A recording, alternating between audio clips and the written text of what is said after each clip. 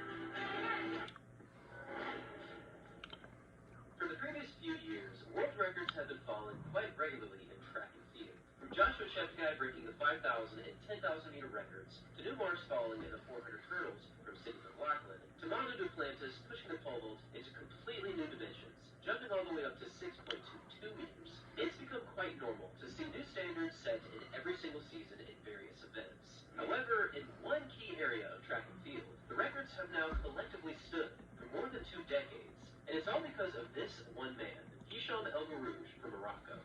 In middle distance running, El Guerrouj is considered by many to be the greatest athlete to ever compete in this discipline. Case closed. In the 1500, the 1 mile run, and also the 2,000 meters, El Guerrouj has now held these records since the late 1990s. What made El Guerrouj such a fierce and nearly unbeatable athlete wasn't just the fact that he ran with incredible smoothness, trained with a very elite team, had an amazing training group behind him, and a world-class coach. It's the fact that he ran with no fear up front and dared anyone else to run with him. For his 1500 record, El Guerrouj clocked a time of 3 minutes and 26 seconds flat, a time that averages out to just under 55 seconds for each 400 meters. Over in the 1 mile distance, he ran a time of 3:43.13, which averages out to 55.47 seconds per lap. And then in the 2,000 meter distance, which is the equivalent to 5 laps of your average track, El Guerrouj ran a blistering time of 4 minutes 44.79 seconds, which equates to just under 57 seconds for each 400 meters. Now, the 1500 is one of the more common events in track and field. It's held in every single Olympics championships and almost every single diamond league event. And while it's not as common, the mile also receives a decent amount of exposure. However, what makes the 2,000 meters such a unique race is that of the entire professional scene, is that in every single professional competition, it is almost never a part of the event. According to World Athletics, El Rouge only competed in 3 2,000 races throughout his entire career, once in 1998, once in 1999, and again in the year 2001. For each of his races, he did run well under 5 minutes every time he hit the track, which is extremely impressive considering that is under 60 seconds for each lap. However, it was his race in 1999 that still stands as the world record today. For this one event, El Rouge was so far in front of every other athlete in the field that you practically only see him in this video. In fact, just before hitting the 4-minute mark with 1 lap remaining, you get a glimpse of the runners in the distance, and they're probably around 50 meters behind. It's also very noticeable when you see El Rouge running and how much more efficient that he is with his form, compared to the other athletes that are running a little bit back and forth, rocking with a little bit less efficiency. El Rouge has every part of his body moving in perfect rhythm. And this brings us back to the point of running economy, which is the amount of effort it takes to run a certain speed for a certain distance. It is very apparent when you see an athlete running with great running economy. There's Hicham El Rouge, there's Eliud Kipchoge, and there's also Jakob Ingebrigtsen, 3 athletes that make running very fast look remarkably easy. Now back to the 2,000 world record. Even with 1 lap running, his time of 3:49.6 was already a world-class performance that would win almost every mile race around the world. However, El Rouge still had more in the tank, and with a final 400 of 55.19 seconds and a final kilometer of 2 minutes 21.07 seconds, El Rouge walked away from the track with his 2nd world record in just 2 months' time. And this one would be one of the best marks that he would ever run in his career. For the previous decade or so, we really haven't seen anyone get even close to this mark. There have been a few athletes that have managed to break 5 minutes, but none of them have really attacked the world record of El Rouge. That is, until one athlete from Norway took to the track in the year 2020, and despite being only 19 at the time, he ran the single fastest 2,000-meter race in almost 2 decades. At the 2020 Impossible Games, Jakob Ingebrigtsen achieved a time of 4 minutes 50.01 seconds, a time that equates to almost exactly 58 seconds per lap. Now, this was one of the more bizarre races that we have ever witnessed, as the pandemic circumstances did force the athletes to compete digitally, and despite being matched up against a very strong Kenyan team, with Timothy Chariot leading the way, Jakob absolutely dominated this event, and his final lap on this day was 54.2 seconds, meaning that perhaps even the 19-year-old Ingebrigtsen had more left in the tank. Since this one performance, Ingebrigtsen has gone on to find great success in the Olympics, the World Championships, and also various Diamond League events. But he's never competed in another 2,000-meter race. That is, until now, because on September 8th, Ingebrigtsen is set to officially attack the world record of Hicham El Rouge. Now, there was some uncertainty for a few weeks as to whether or not he would actually be competing in Brussels, Belgium. After the World Championships, he did express that because of a virus that he had during the finals, he wasn't quite sure if he would be in the form that he needed to be to attack the world record. But thankfully, he does appear to be back in full form, and he is on the starting list in Brussels, Belgium. For this event, Jakob will be competing against a very strong field in an effort to break the world record in the 2,000.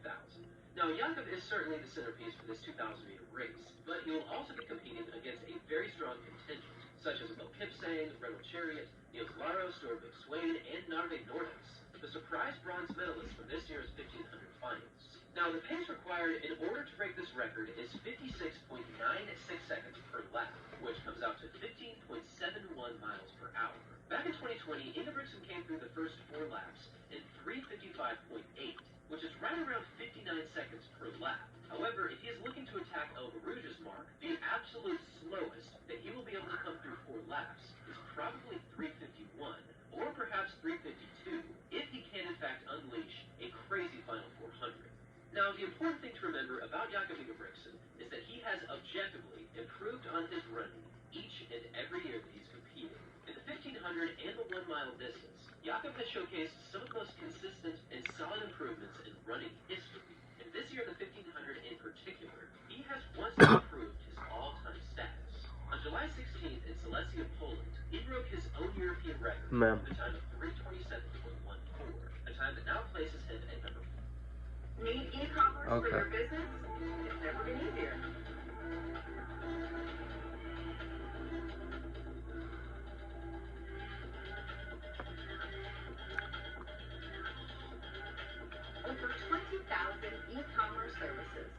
a new site to your cart. Start now.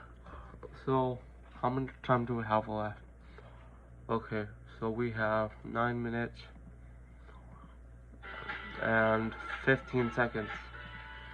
Okay, that's how we're gonna do it. For all time. This already proves that he is hitting some of the greatest fitness that he has ever reached. But what might be an even more influential performance was his 2-mile world record that he ran this season in Paris, France, where he clocked a downright ridiculous time of 7:54.10, which took down the previous record of none other than Daniel Coleman. This performance was really some next level running, as it averages out to 2 consecutive 3:57 miles, which averages out to just over 59 seconds per lap. With amazing strength and yet another new level of middle distance speed achieved, Ingebrigtsen just might be ready to attack this world record that has stood for an entire generation. But the big uncertainty at the moment is honestly only Ingebrigtsen's health. With sickness plaguing much of his 2023 World Championships, he was noticeably more sluggish, and he lacked the classic punch that he typically brings over the final 400 meters. It was still pretty amazing to see Ingebrigtsen perform so well, despite being somewhat under the weather, as he earned a silver medal in the 1500 and yet another gold medal in the 5000. When Ingebrigtsen is really at his full form, you are almost guaranteed to see an all-time performance in whichever event he won. This doesn't just apply to the 1500, the 1-mile run, or the 5000. Ingebrigtsen's range is insane, as he also holds his national record for the 10K on the road, running a time of 27:54 just weeks after turning 19. The prospect of breaking any world record from Hicham El Barouj is one of the most challenging tasks in track and field. However, this 2,000-meter world record just might be in danger with Jakob Ingebrigtsen in 2023. And now I'll pass the question off to you. Do you think Jakob will break this 2,000 world record from Hicham El Barouj in this year's Diamond League meeting in Brussels, Belgium? And what time do you think he will run in this event? Thanks for watching, everyone.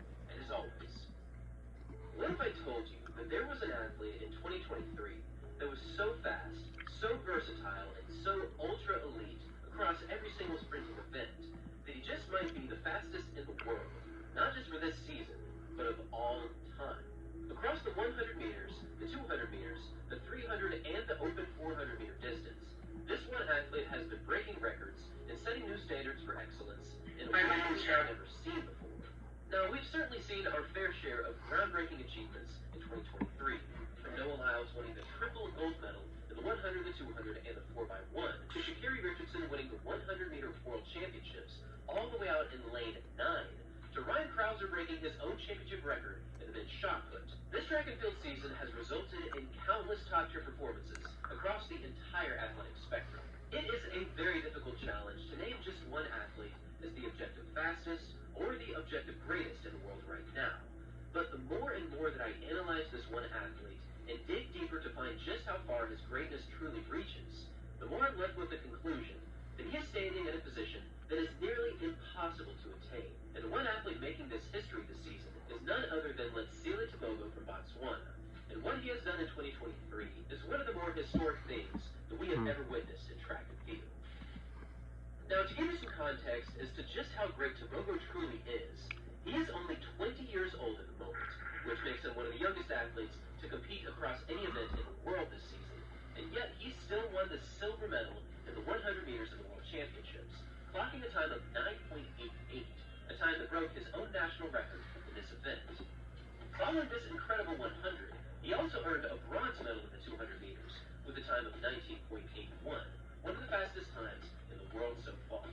This World Championship medal accomplishment actually made Tebogo the first male African to ever mount the podium in the World Championships for the 100 meters, a historic feat for the 20-year-old from Botswana.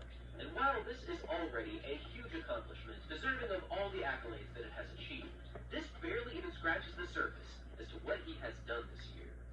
Now, going back to his first outdoor race of 2023, Tebogo ran a 300-meter race in South Africa. According to World Athletics, this is actually Tebogo's very first 300-meter race of his entire career. And yet, he ran the fastest time in the world this season, 31.52, even faster than Stephen Gardner, who ran a time of 31.59 later in the year. This time now places Tebogo at number 8 all time, and coincidentally, he's tied with Stephen Gardner at this position. who is also the Olympic champion and the world champion over the 400 meters. Looking back at this moment, Tebogo honestly had no business running this fast in the Open 300. As a newly minted 100-meter and 200-meter global medalist, the odds of cracking into the top 10 in the 300 was next to nothing. In fact, out of all of the top 20 fastest 300 athletes to ever run in this distance, none of them have ever won an Olympic or World Championship medal in the 100 meters. Well, except for Usain Bolt, who in his own right is an absolute legend in the sprinting scene. And yet, Tebogo has actually joined this club with none other than Usain Bolt. This 300 meters was kind of crazy because not only did he run in the top 10 all time, but he literally shut down his race before it even finished. Now, there's no way to know just how fast that he would have run had he gone through the finishing tape here, but I really do think that Tebogo could have cut down an additional few tenths, potentially cracking into the top 4 all time. But either way, this was a ridiculous start to 2023, and somehow, against all odds, his season would only get crazier and crazier as it progressed. After lighting the track on fire in the Open 300, Tebogo did something else that was rather historic on April 29th of this season. In the Botswana Golden Grand Prix in Gaborone, Tebogo treated his hometown crowd as something quite rare in athletics, as he broke 10 for the 100 meters and 20 for the 200 meters on the exact same day. Now, in the 100, he finished second in 9.91, which was a time that actually tied his own World Junior record from 2022. But then just a few hours later, he came back and absolutely dominated the 200 meters, running a time of 19.87, and he made this victory possible into a slight headwind.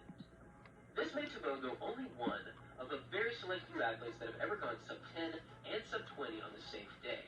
And from this point forward, many people pointed towards Tebogo as one of the key athletes to watch moving into Worlds, and they were certainly right about this assessment. In the 100, 200, and the 300 meters, Tebogo had found himself easily ranked as one of the top 5 athletes in the world this season. However, on July 14th, in a small track meet in Italy, Tebogo ran yet another shocking race that I don't think anyone saw coming. In the men's 400 meters, Tebogo once again jumped into an event that he had very little experience in, and according to World Athletics, this was only his third 400-meter race of his entire career, and yet he clocked a time of 44.75 seconds, winning this event by a few tenths of a second over anyone else. Again, seeing an athlete with such amazing capabilities, the 100 and 200 meters, and finding a way to successfully translate that into a full 400-meter race is so incredibly rare that this race objectively makes him one of the fastest all-around athletes of all time.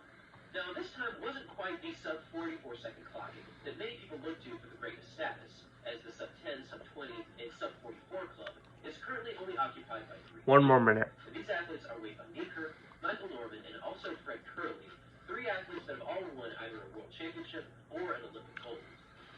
But this race did make it obvious that with just slightly more training in the 400, it is entirely possible, and I think it's likely, that Tebogo could find his way under 44 seconds. I mean, this was only his third 400 race of his life, and yet he ran the time that currently ranks him 27th in the world right now. With all of these incredible sprinting assets, it was really only a matter of time before he put his perfect race together. And that race actually did happen, and it took place on July 23rd in the London Diamond League meeting in the 200. Now, on paper, this was the exact event where Tebogo was likely to strike and make history. He obviously has great speed in the 100.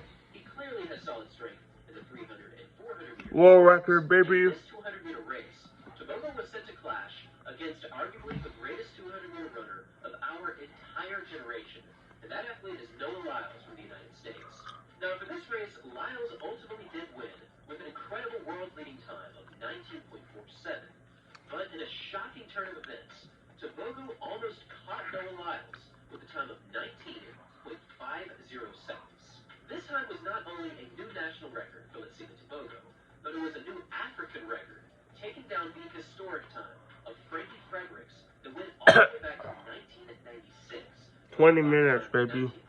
19.68 seconds at the Atlanta Olympics. With an estimated final 100 of 9.27, Tebogo actually closed this final stretch faster than Noah himself, which is extremely rare, but this is only an estimate, and according to multiple other sources, Tobogo actually closed on Lyles even further, potentially closing in by 4 or 5/100ths of a second.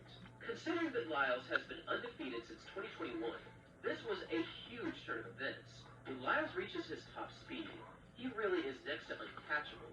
However, on this day, the 20-year-old Tobogo was absolutely hustling down this home stretch. And again, he made this look incredibly easy with his smooth and powerful running form. To give you a better idea of just how elite Tobogo has been running this season, he is currently ranked at number 7 in the world in the 100, number 2 in the world in the 200. He's currently ranked number 1 in the world in the 300 meters. And again, his 44.75 ranks him 27th in the world in the open 400. In addition to his top of the world rankings and global medals in these events, Tobogo is also one of only 3 athletes to ever break 10 in the 100, 20 in the 200, and 32 seconds in the 200 meters. And what's even more incredible is that he did all of this in just 1 season. And again, considering that his 400-meter abilities are just beginning to unfold, and given the fact that he rarely runs in this event, who knows what the future holds for Tobogo in the 1-lap distance. When you see Tobogo really reaching those top speeds, you know that something special is going on. Unlike many other athletes, he is just so smooth and so powerful when he's going all out. And the crazy thing is, he is just getting started. This effortless running is strikingly similar to the efficiency that we often see in the world's best distance runners, such as Joshua Cheptegei or Eliud Kipchoge. And if Tobogo can continue to translate this ability to every sprinting event, he very well could become a consistent medal winner in the global championships. And who knows, he could become a consistent gold medalist if he keeps running like that.